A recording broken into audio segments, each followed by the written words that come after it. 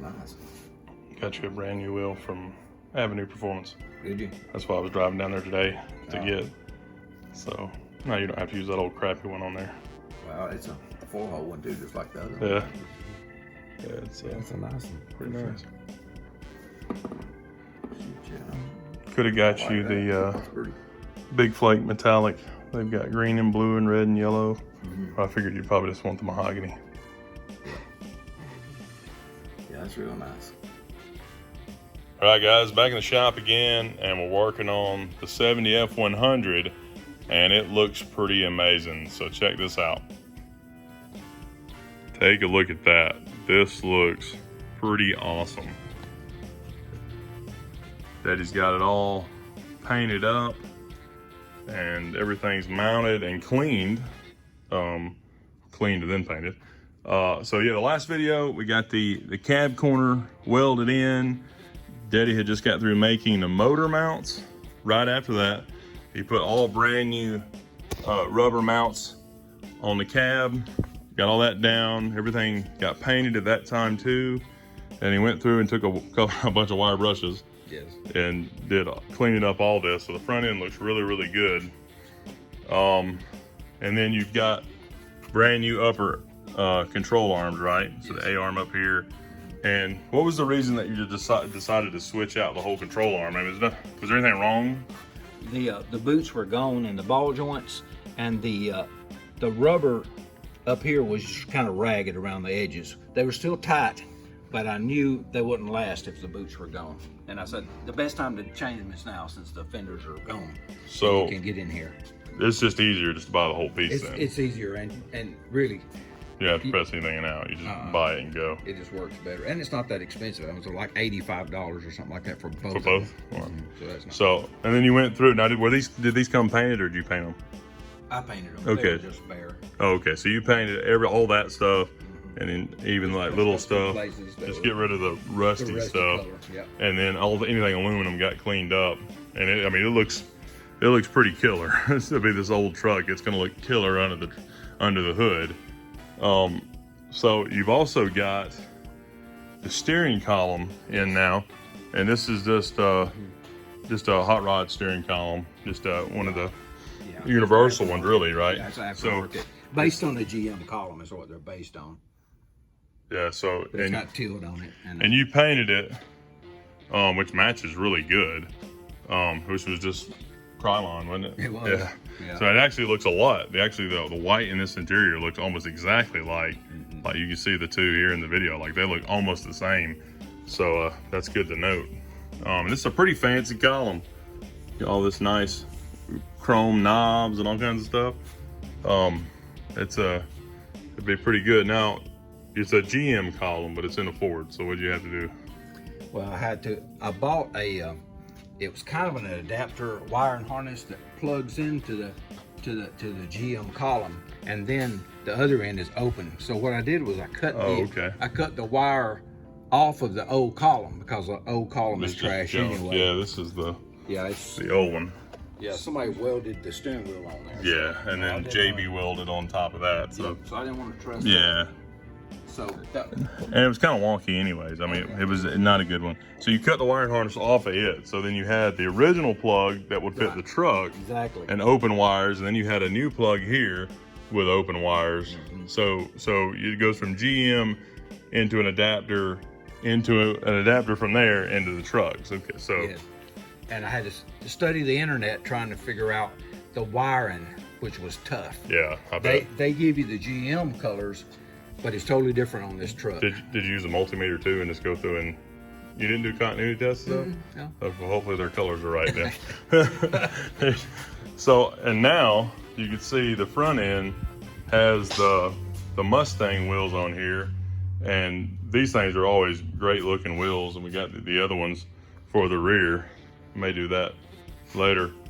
And that looks pretty good. It's got those huge brakes in there and set down. So the brake line here is on the stock mount and fits the caliper here. Now, how did you make that happen? Because that's not possible. I had these made up in Gainesville. So, what was the place? It's called Linear Hydraulics. Made them up for me. So they just fit. They fit an old. Did you have to buy these fittings, or they had those too? They have everything. Okay, so you said did you pick both lines? I took both lines to them, and I said I need this end to work on a Crown Vic and that end to work on the old truck. Wow. So then all you have to have is one line there made up, and then all of your hard line that was still perfectly fine. You bolted it back up, and just hooked it back. Well, it went right back to the exact spot, so you didn't have to. So all that you didn't have to change any of and that. what was so cool about this front end is when I put this line across here, it lined back up with these little clips for the Crown Vic front end and clicked right back in. So I mean, it's like it was made for it. It's like, so on the stock front end, would it have had little clips or something like that too? Mm-hmm. And it fit right on there. Tells you that Ford engineering hasn't moved very far. Like they pretty much laid everything together. You see there's an evolution here, but it looks like, I mean, this thing fit on a 70 model. I mean, it fit almost perfect. Like even like every piece just lands kind of where you need it. You just have to fab up some pieces. Exactly. I mean, this is really a pretty neat deal. But this looks awesome. So once you got the column in, you had to do the links here. Now what's that up there at the top of the column? This is 1-inch double D to 3/4 double D. So you just have to buy this universal adapter that adapts to that. And down here, this is tricky. Down here, you have to buy the Ford triangle. Yeah. To 3/4 double D. Which is a lot easier now because so many people do these trucks. Yeah, you can buy this now. Right, but they didn't have that before, so you would have to use the older original linkage, because that's the Ford end. You would actually hook on to the end out there and then have to adapt it. But look how much cleaner that is than some of the ones we've seen. Mm-hmm. That looks like a nice hot rod setup, like it's all the same, like it goes right on. So what else? Daddy's been working on this thing for weeks. I mean, just tons and tons of work. It just doesn't look like much. I mean, well, it probably does to y'all because it's all black now and painted and pretty and everything's been cleaned.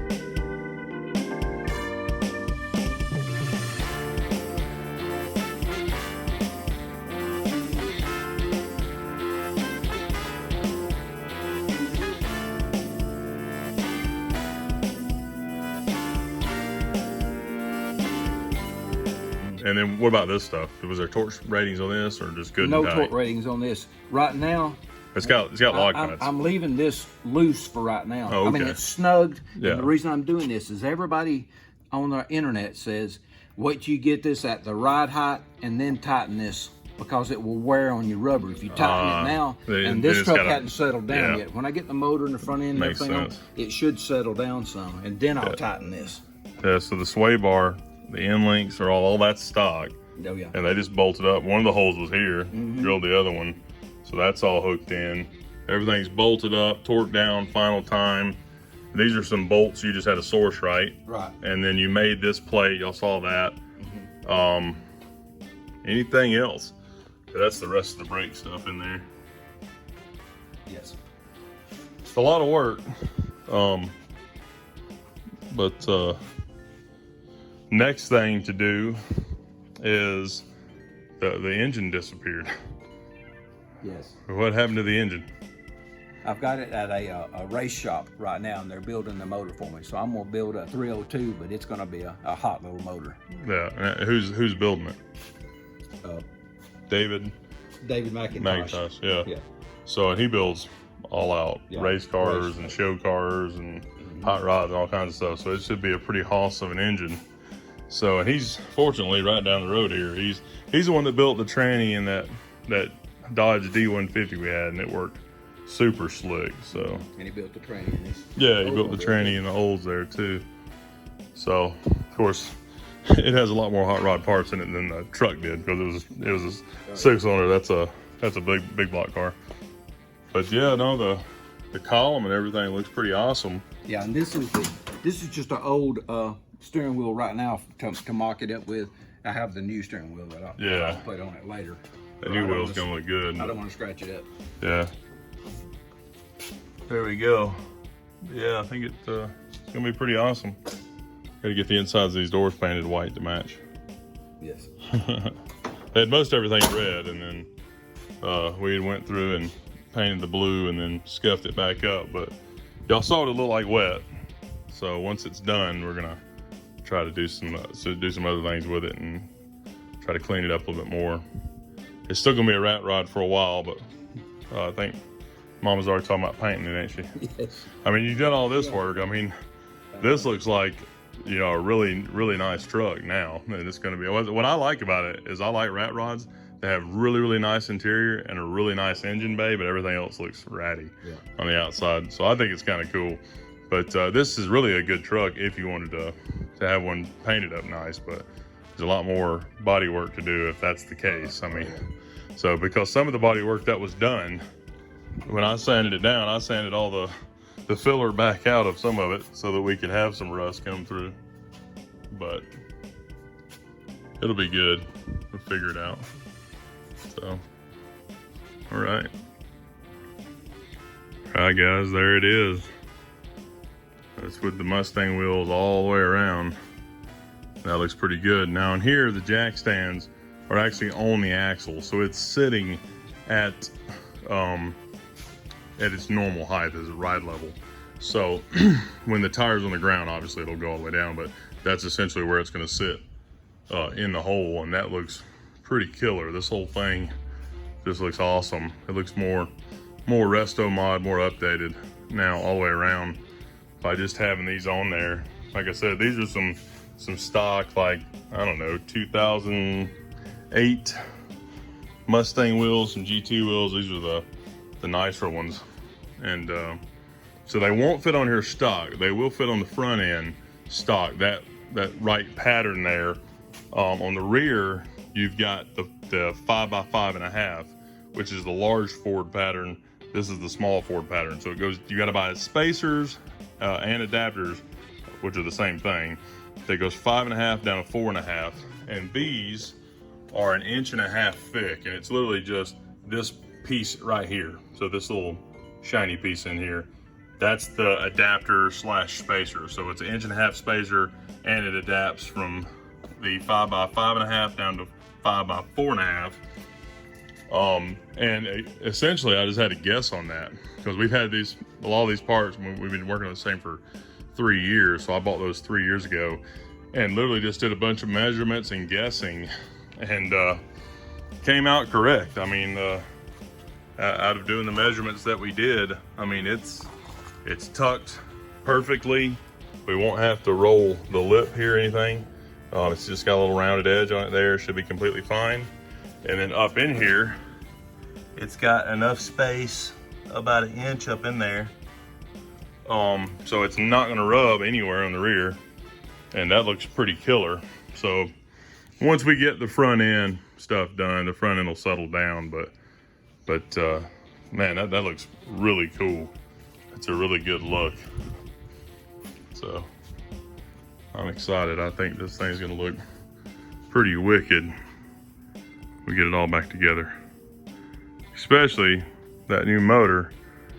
Daddy's gonna have a heck of a cam put in it, right? And a stall. So I mean, it's gonna be, it should be pretty hossy. So I'm excited. Also on the front, these brakes right here, using these wheels, and maybe not any other ones, but using these brakes, this bar that goes around the front of the brake actually touches. You can see where it's just barely touching.